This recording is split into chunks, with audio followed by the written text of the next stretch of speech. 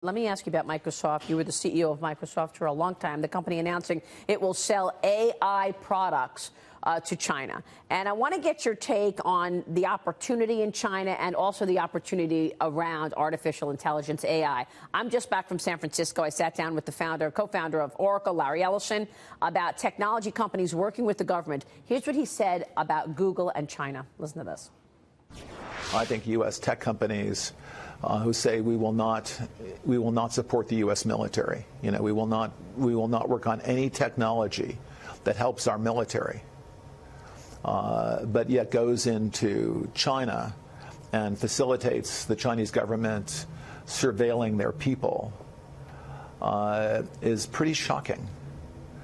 I think it's very important that U.S. technology companies support our country, our government. We are a democracy. If we don't like our leaders, we can throw them out.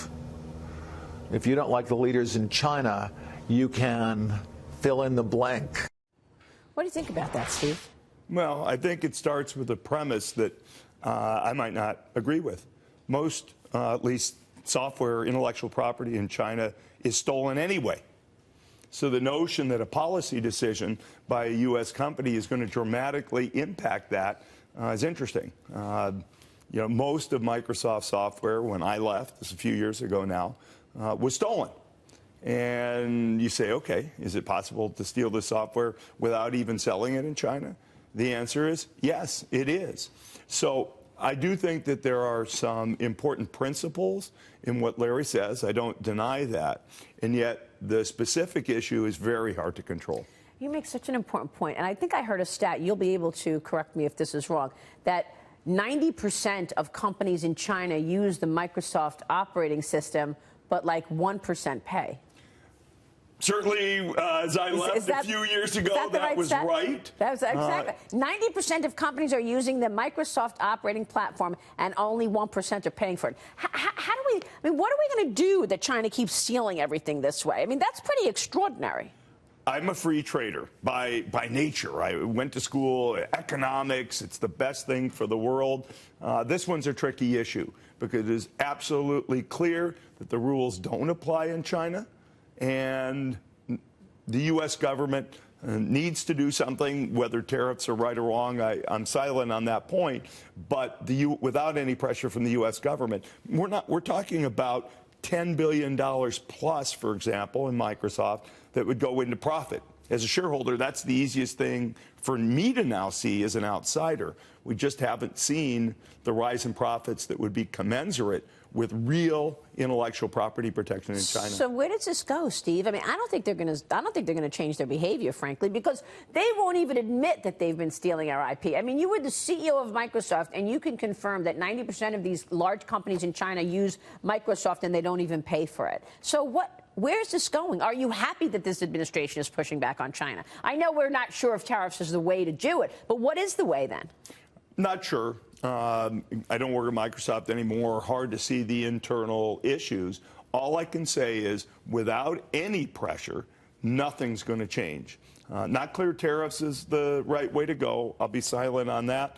But at least in this free trader's mind, you have to think about more draconian measures. You've been watching the industry, a student of technology for a long time. So let me get your take on this new focus on tech, and that is the regulatory environment. I mean, 25 years ago, when you and I first started talking, these companies weren't where they are today. So Google, Alphabet, Amazon, well, Microsoft as well. They've gotten so much bigger, and you were around to see the way the EU targeted Microsoft at a time because of the law of large numbers. It was so big, that it was so powerful that you became a target at Microsoft. Now Alphabet is a target. Amazon is a target. What do you think should be done? Are they too big and powerful? I think the notion of saying something is just too big because it's big, that doesn't resonate with me. It didn't when governments targeted Microsoft. Google does 90% of all search in the country. And Microsoft did 90% of all operating systems. Okay. That, per se, is hard to complain with. It's how people leverage that power. Is Google going to favor only its own store, for example, when it comes time to putting up search results for products? That's a different problem. That is a targetable offense. Is Google only going to bundle its search with Android? That's an issue that needs to be looked at. The pure size, I'm sorry, I don't believe that that should be targeted. They did a good job. They've gained market share. Bravo. You think we'll see more regulation on tech? I don't think, well, there's two kinds of regulation. On size, the kind you've talked about, maybe not sure how to think about that. On the issues of privacy and data protection, yes, I do think we'll see more regulation. In the best of worlds, it's not just slammed down. The regulators will work with the tech companies to find the right solutions. A piece of legislation that throws a lightning bolt and says do this is unlikely to be the right thing. Yeah, it's great analysis, Steve.